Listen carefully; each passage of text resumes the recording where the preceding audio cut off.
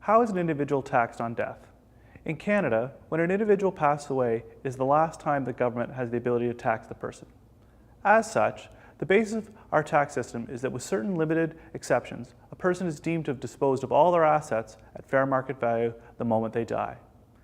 Taxes are then calculated and payable on this disposition. The estate is equally deemed to have acquired all the assets at the same moment. But more on that in a few minutes. The most common type of assets that the government is concerned with are RSPs and RIFs and other financial assets. Many of these assets a person has owned for a long period of time. As such, in many cases, there are capital gains to be realized on death. In addition, a person's RSP or RIF is collapsed, oftentimes resulting in a large amount of taxes payable that people are previously unaware of. One common way of deferring these taxes payable is by leaving the assets to your spouse in your will.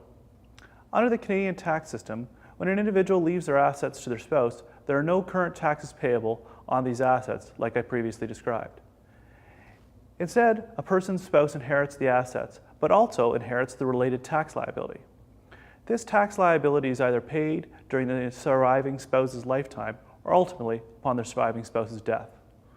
While leaving the assets to your spouse may seem like the most logical option, the Income Tax Act also allows the same tax deferral when the assets are left to your spousal trust set up in your will. This allows an individual to determine what happens to these assets subsequent to the passing of their spouse. This is an important consideration in today's society given the number of blended families. For example, when an individual divorces and remarries, they often want to ensure that the assets go to their children exclusively while allowing their second spouse to use their assets during their lifetime.